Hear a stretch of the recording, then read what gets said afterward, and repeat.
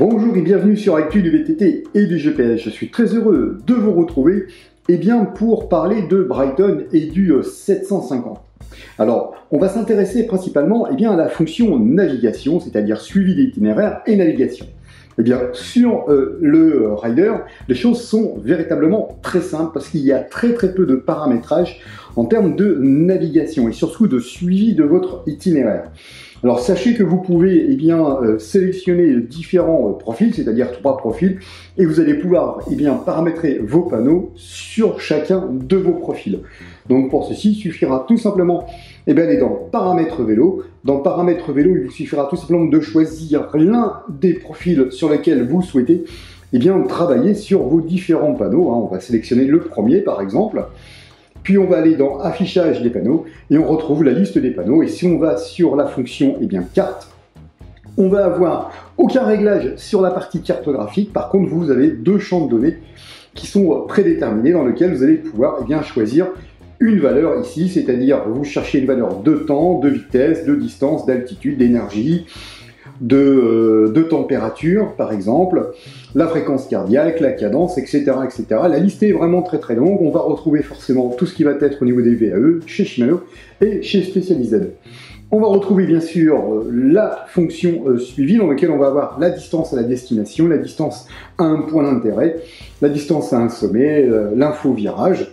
Par exemple, voilà, il vous suffit tout simplement de sélectionner la donnée.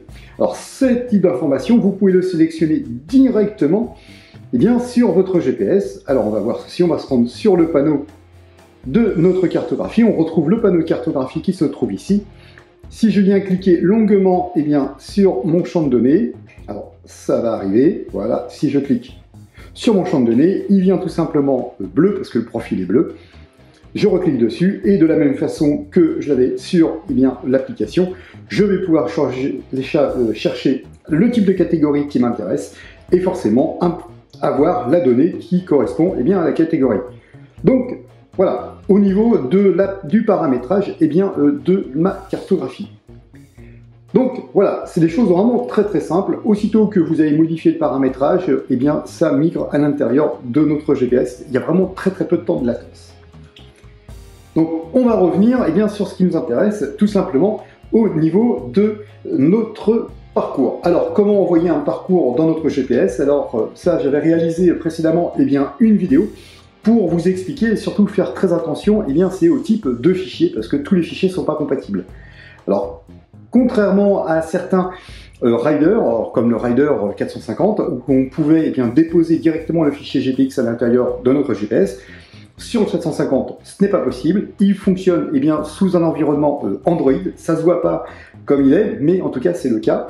Et comme le fichier GPX va être transformé pour être compatible tout simplement avec le logiciel, c'est pour la raison pour laquelle vous devez passer tout simplement par l'application pour pouvoir transformer le fichier et le rendre compatible. Alors comment ça va se passer? On va tout simplement aller sur la route. Sur la route ici, sur ma route, on va pouvoir sélectionner tout ce qui est des fichiers, par exemple, originaires de chez Brighton, c'est-à-dire fabriqués avec le site internet ou avec l'application.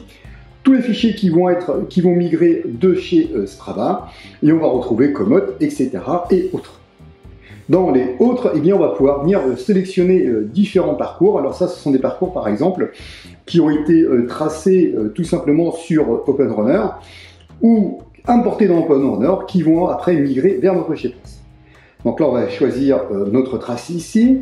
Alors, on va pouvoir sélectionner en fait 2 types. Soit on va sélectionner le fichier, c'est-à-dire transférer le fichier avec les infos virage par virage, c'est-à-dire qu'on va avoir des informations de distance, etc., en relation avec le changement d'orientation, soit on vient télécharger le fichier vers l'appareil, donc brut, c'est-à-dire les informations qui sont à l'intérieur du fichier seront uniquement celles que vous verrez sur votre trace. On est un petit peu comme dans du suivi, où vous allez tout simplement télécharger la version trajet virtuel, c'est lorsque vous avez connecté tout simplement votre GPS à Home Trainer, et là vous allez pouvoir choisir ce parcours. Donc voilà, moi je vais le choisir virage par virage, et je vais l'envoyer à mon GPS, donc je lui dis ce que c'est ce parcours-là, et là ça va migrer tout simplement à l'intérieur de mon GPS. Voilà, la migration est effectuée et notre parcours eh bien, se retrouve à l'intérieur de mon GPS. Donc c'est ce que je vais aller chercher tout simplement. Je vais retourner dans mon panneau et je vais aller dans itinéraire. Je n'ai plus besoin de mon smartphone puisque tout va se passer eh bien, sur mon GPS. Donc on retrouve eh bien, tout simplement le suivi ici du parcours et on va retrouver eh bien, tout simplement le parcours ici.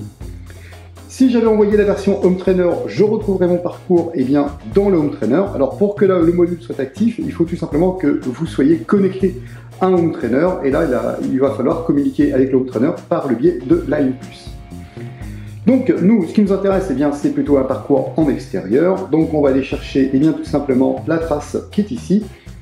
Et on va avoir nos informations. Alors on va retrouver ici notre parcours qui va apparaître. Alors comme on est sur un parcours qui fait quand même un peu plus de 300 km, là, ça peut prendre un certain temps à s'afficher. Puis on va avoir ici le profil du parcours que l'on va pouvoir également visualiser. Alors attention, ce ne sont que des informations indicatives. En fonction du type de logiciel ou de site internet sur lequel vous avez tracé votre parcours, les données peuvent changer. Alors, c'est pas nécessairement le GPS qui est dans le faux, mais les informations qui sont à l'intérieur du fichier .gpx qui est passé de votre application vers votre GPS. Donc il faut rester prudent par rapport aux données qui sont affichées ici. Une fois que vous avez visualisé eh bien, le parcours, et il ne vous reste plus qu'à cliquer sur démarrer eh bien, pour activer une prévisualisation de votre GPS. Alors comment ça s'organise? On va retrouver finalement nos champs de données qu'on a vus tout à l'heure, un bandeau d'informations en relation avec les informations de guidage, c'est-à-dire de flèches et de distance, une petite croix qui va mettre fin eh bien, au guidage. On va retrouver nos deux pictogrammes liés eh bien, tout simplement au zoom de ma cartographie. Alors pour ce qui est VTT et Gravel, je vous conseille de vous mettre aux alentours des 100 mètres, voire 50 mètres. Mais ça, il faudra et bien sûr eh bien, se le tester sur un parcours pour voir finalement quelle est la visualisation qui vous convient le mieux. Le petit pictogramme qui est ici, eh bien, vous matérialise. Donc c'est un pictogramme qui va se déplacer sur le tracé au fur et à mesure que vous allez vous déplacer. La petite main eh bien, va vous permettre tout simplement eh bien, de vous déplacer sur votre parcours pour lire soit la poursuite d'un tracé ou éventuellement un chemin que vous allez souhaiter prendre pour contourner par exemple un obstacle. Et une fois que vous voulez recentrer la carte, il vous suffit tout simplement de cliquer sur la petite cible et la cartographie va venir se recentrer. Alors là c'est un petit peu lent parce qu'on se trouve à l'intérieur, mais à l'extérieur c'est quand même très rapide. Et la flèche qui est ici va nous permettre de revenir sur bien mon panneau d'origine. On retrouve ici un petit pictogramme qui est vraiment très important, c'est le pictogramme d'orientation. Alors vous avez deux modes d'orientation possibles, soit un calibrage nord, c'est-à-dire que eh bien, le GPS, l'écran du GPS restera automatiquement vers la position nord, c'est-à-dire ici, ou vous allez calibrer le GPS comme ceci, dans lequel vous allez être sur le suivi de parcours, c'est-à-dire que si vous vous tournez à droite, eh bien la cartographie va bouger et finalement on va rester toujours dans l'axe du parcours, ce qui est le plus simple, tout simplement, eh bien pour la lecture et le suivi du parcours lorsque vous êtes en train de rouler. Car véritablement, le point le plus important, c'est d'apporter une lecture simple et rapide du tracé que vous devez suivre. Alors, une fois que vous êtes sur cet élément-là, le guidage est activé par défaut. Par contre, l'enregistrement ne l'est pas.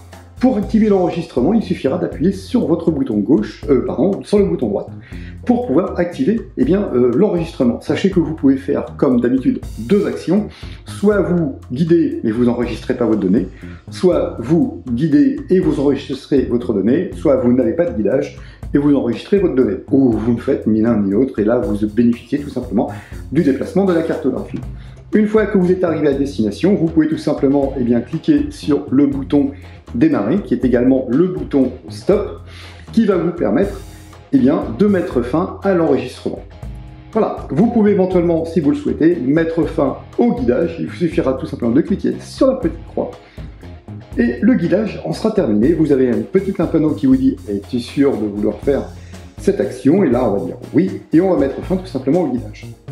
Donc on peut revenir eh bien, au panneau qui est ici et on voit que le bandeau qui était là eh bien, a disparu puisque on n'est plus dans du guidage. Alors on va revenir sur mon panneau par défaut. Voilà, on va aller retourner dans mon itinéraire, suivre, et on va tout simplement réactiver notre fichier. Et on va pouvoir lancer notre guidage à nouveau. Voilà.